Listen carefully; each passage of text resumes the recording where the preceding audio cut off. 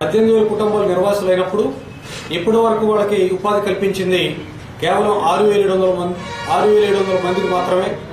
మిగతా 10,500 పైచిలరుగా నిరుద్యోగులుగా ఈ రోజు కూడా అన్నమో రామచంద్రని తినడానికి తిండిలేక ఉపాధి లేక ఉక్కు నిర్వాసులు అల్లాడుతున్నారు. ఓ పక్క భారతదేశంలో నవరత్న హోదా కలిగిన స్టీల్ ప్లాంట్ మా దగ్గర ఉందని గర్వపడాలా, లేకపోతే స్టీల్ ప్లాంట్ వస్తే మా జీవితాలు బాగుపడుతున్నాయని అనుకున్న వాళ్ళందరూ అడుక్కు తినాలనుకున్న పరిస్థితి ఇవాళ ఉంది.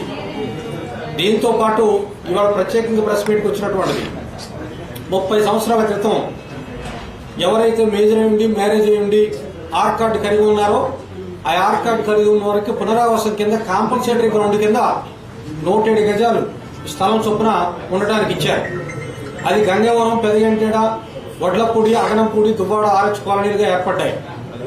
ఆ కాలనీలో నివసిస్తున్నటువంటి వాళ్ళకి ఇచ్చినటువంటి పట్టాల మీద ఈనాటికి కూడా హక్కు లేదు, స్వేచ్ఛ లేదు. 100 ఏళ్లు నిండినా సరే వారికి స్వేచ్ఛ రాదు. ఎస్ఐన్ భూములు పట్టాల తాలూకు ఇచ్చారు. అందువల్ల పట్టాల్లో కండిషన్స్ ఉన్నాయి. మీరు ఏం చేయాలదలుచుకున్నా 200 ఏళ్లు గడిచినా మీరు ఏం చేయదలిసిన ఆ పట్టాల మీద ఇల్లు కట్టుకోవాలన్నా, ఆ పట్టాన్ని తాకట్టు పెట్టుకోవాలన్నా, పట్టాన్ని అమ్మి ఉద్యోగం లేక పిల్లలు చదివించుకుందామంటే బ్యాంకులో తాకట్టు పెడదామన్నా, లేదా తీవ్రమైన ఆరోగ్యాల పాలి ఎవరి దగ్గర తాకట్టు పెట్టుకుందామన్నా, బ్యాంకులకు వెళ్దామన్నా గవర్నమెంట్ ఆర్డర్ లేకుండా పర్మిషన్ లేకుండా చేయడానికి వీల్లేదు. గవర్నమెంట్ ఆర్డర్ ఎంతకాలం చేస్తారు? ఇది నేను వాస్తవం డిమాండ్ చేస్తున్న తెలుగుదేశం పార్టీ. వీళ్ళకి మీరు పేదవాళ్ళని పట్టాలు ఇచ్చారా, లేదా దయాదక్షల మీద పట్టాలు ఇచ్చారా, లేదా అడుక్కుంటున్న పట్టాలు ఇచ్చారా నిర్వాసితులకి? ఇది భూములు తీసుకొని, ఇల్లు తీసుకొని, సర్వస్వం తీసుకొని ఇచ్చినటువంటి పట్టాలు, హౌస్ సైడ్ పట్టాలు. ఆ పట్టాల మీద మీ నిబంధనలు ఏంటి?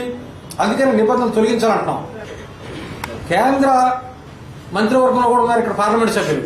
18,000 మంది కుటుంబ సభ్యులు రిజిస్ట్రేషన్ లేక హౌస్ సైడ్ పట్టాలు, ఉపాధి లేక అల్లాడుతుంటుంటే మీరు పట్టించుకోరే. సంవత్సరం నుంచి అడుగుతున్నా సరే, సంవత్సరం నుంచి కలెక్టర్ గారికి, ఎమ్మెల్యేలకి, ఎంపీలకి దరఖాస్తులు చేస్తూ ఉన్నారు నిర్వాసితులు. అయినా పట్టించుకున్న దాఖలాలు లేవు. ఇచ్చినటువంటి పట్టాలను సవరణ చేసి BSO 21 నిబంధన కింద ఇచ్చినటువంటి రూల్ని తీసేసి వాడి క్రయ విక్రయాలకి, రిజిస్ట్రేషన్ చేసుకోవడానికి, తాకట్టు పెట్టుకోవడానికి, సొంత ఇల్లు కట్టుకోవడానికి అనుమతులు మీ దగ్గర రాకుండా ఉండేటట్టు ఆర్డీఓ కానీ జాయింట్ కలెక్టర్ కానీ అనుమతులు లేకుండా ఉండే పట్టాలు మళ్లీ జారీ చేయాలా, లేదంటే జీవో జారీ చేయాలి.